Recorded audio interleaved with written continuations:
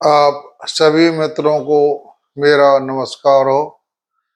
आज मैं आपको ज्योतिष कुंडली में या लग्न कुंडली में किसी जातक का घर के शुभ अशुभ योग के बारे में बता रहा हूँ।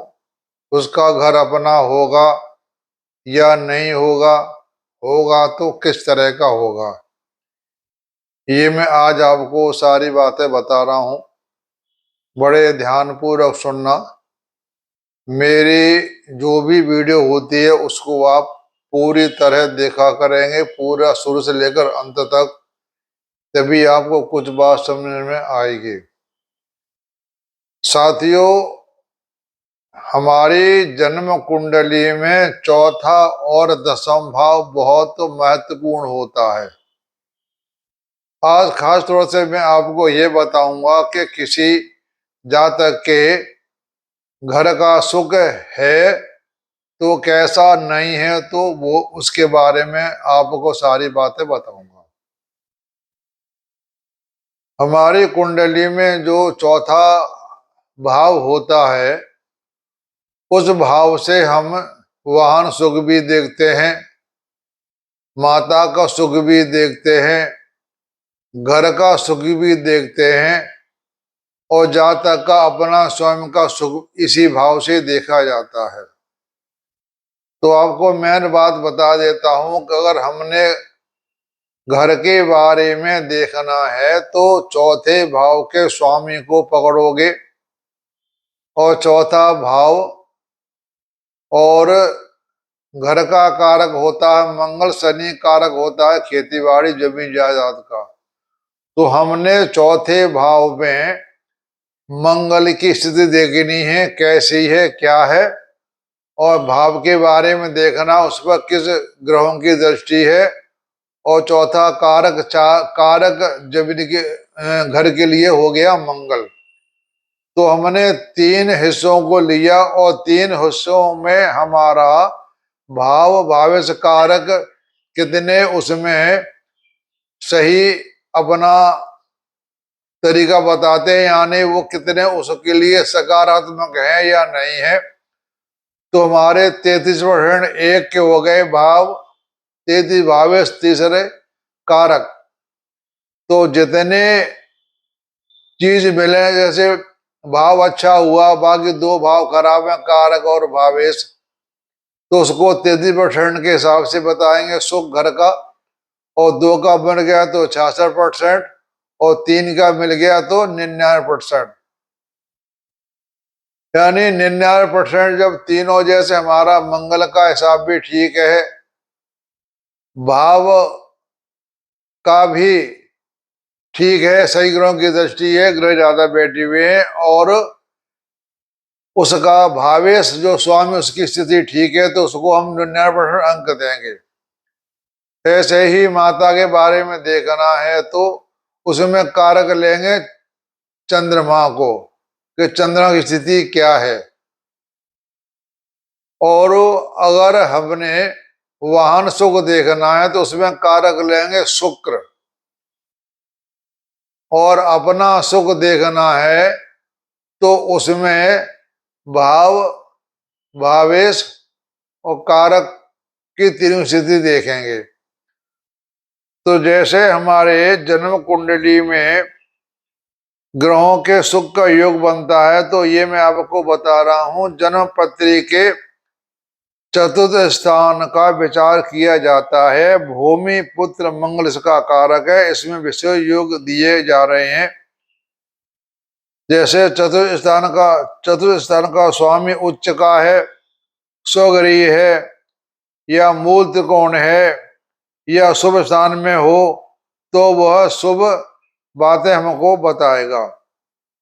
और जहां तक कि खेत, जमींदारी, भू संपत्ति तथा सुंदर ग्रह का सब स्वामी होता है। यानी जो हमारे शनि महाराज होते हैं, वह खेती, जमींदारी, बड़ी बड़ी भू संपत्ति के बारे में शनि कारक होता है, और घर के बारे में कारक होता है मंगल। इस तरह हमने भावेश कारक तीनों ग्रहों के लेंगे हम। चतुर्थ स्थान में चर राशि हो और इसका स्वामी भी चर राशि में हो तो जातक को कई ग्रामों शहरों के गृहपति होने का सौभाग्य प्राप्त होता है। यानी चौथे भाव में चर राशि हो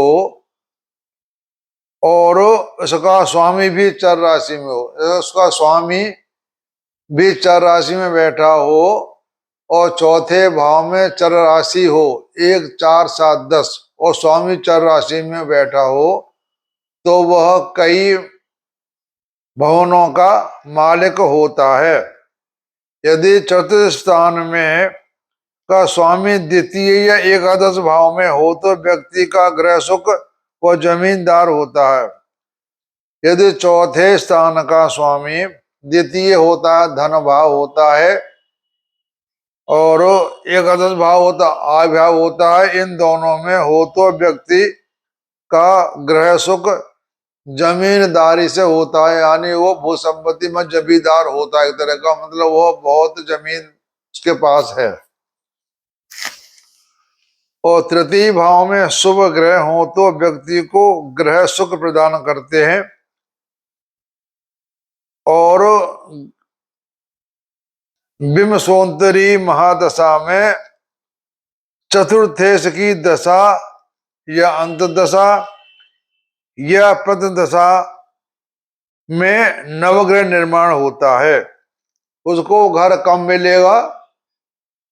तो ये बता रहे हैं कि उस ग्रह का जो स्वामी है यानी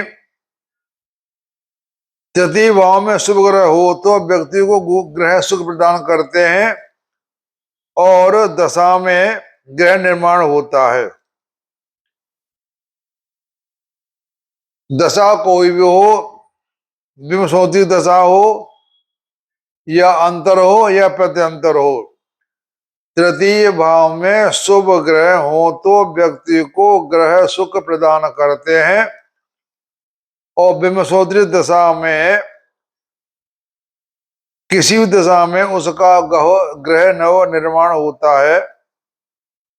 विशेष रूप से सूर्य या मंगल के ग्रह सुख कारक होने पर इनकी दशा अंत दशा में अवश्य ही नवीन ग्रह निर्माण होता है।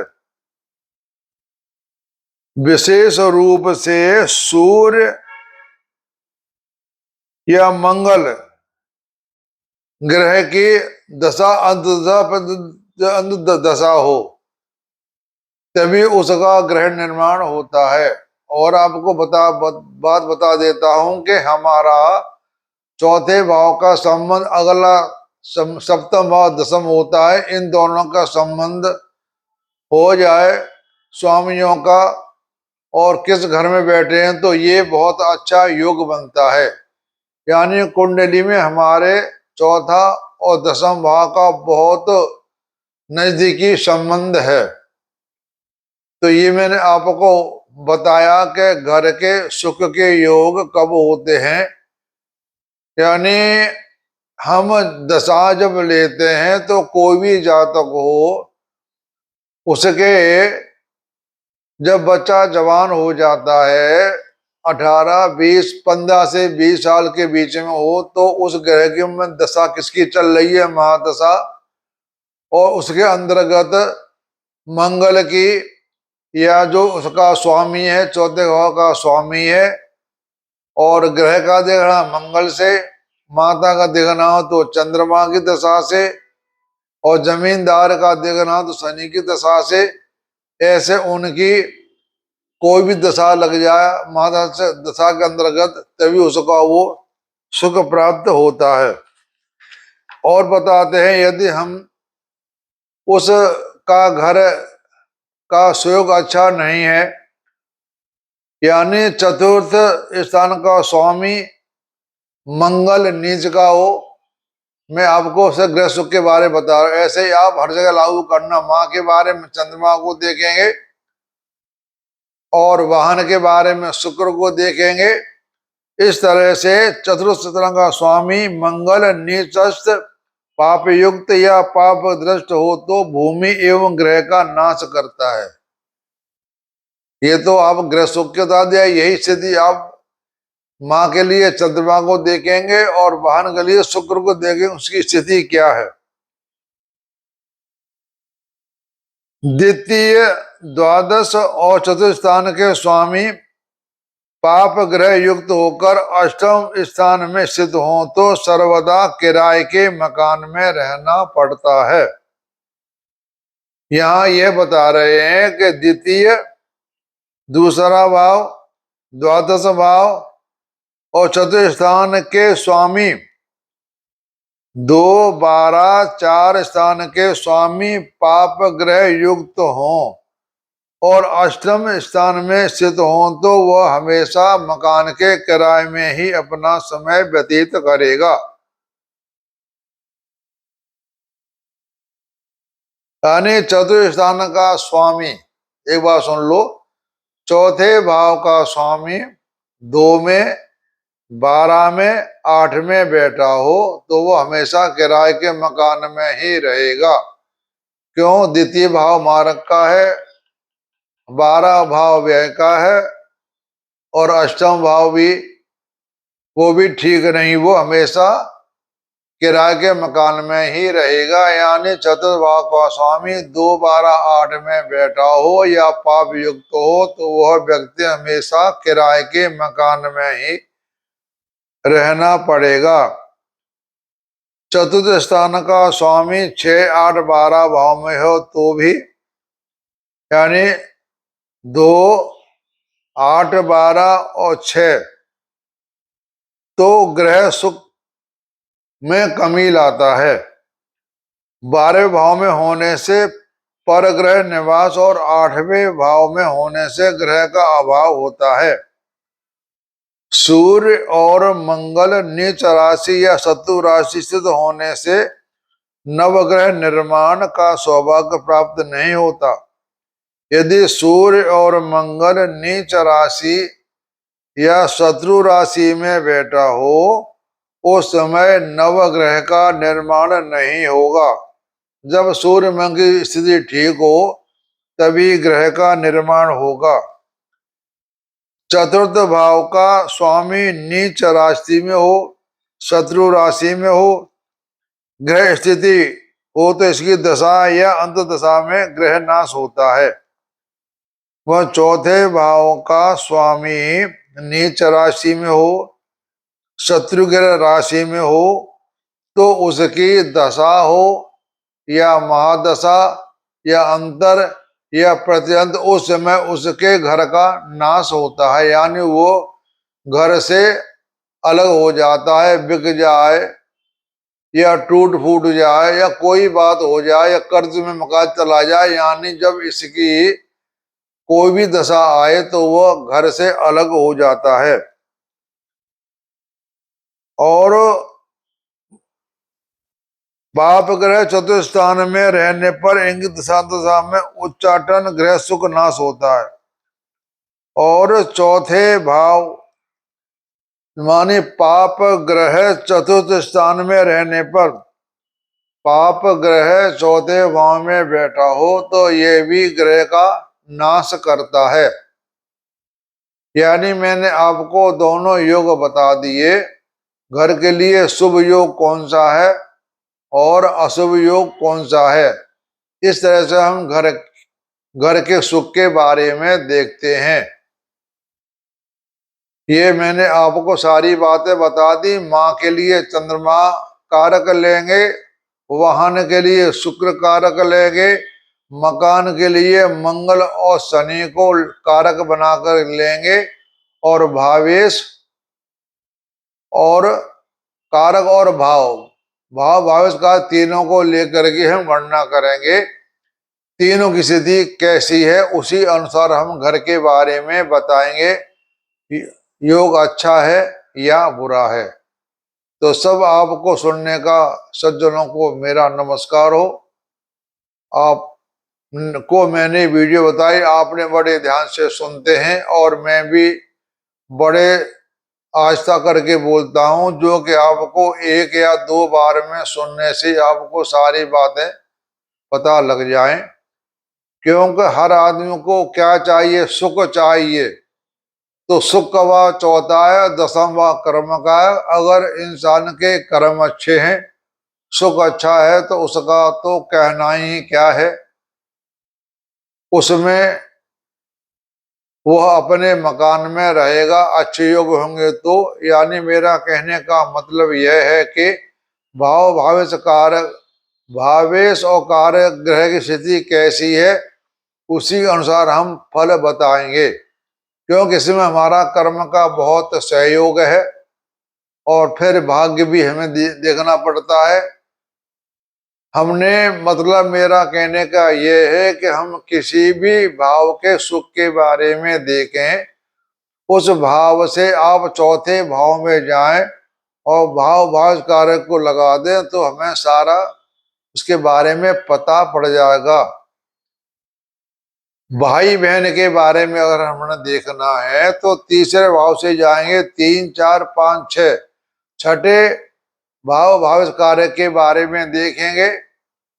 और धन के बारे में सुख देखना है तो दूसरे भाव से 2 3 4 5 भाव को देखेंगे। और पत्नी सुख देखना है तो सप्तम से चौथा भाव दसम को देखेंगे। और हमारा भाग्य का सुख कैसा है तो हम भाग्य से चौथा भाव देखेंगे, नवम भाव से 9 10 11 12 12 भाव भाविस कार्य स्थिति क्या है। यानी हर भाव का सुख देखना है। हम उस ग्रह से चौथे भाव भाविस कारक को देखेंगे, उससे हमें पूरा उसका बारे में पता लग जाएगा सुख है या नहीं है। और भाग्य का सुख है या नहीं है, उसके लिए हम उस भाव से नवम भाव देखेंगे कि उसका भाग्य है या नहीं। कोई भी भाव है, चौथा भाव है तो चौथे भाव से नौ भाव हो गया हमारा 4 5 6 7 8 9 10 11 12। चौथे भाव का सुख का भाग्य है या नहीं है तो हम चौथे भाव से 12 भाव को देखेंगे। किसी भी ग्रह के सुख के भाग्य के बारे में देखना हो, उस भाव से हम नवम भाव के देखेंगे। तो मैंने ये सुख बता दिया और भाग्य बता दिया और कर्म स्थान बता दिया। दसम होता है भाव से हमारा चौथे भाव से सप्तम भाव दसम भाव होता है। इस तरह से हमें ये देखते हैं। आप सबका सुनने का धन्यवाद और आप सबको नमस्कार।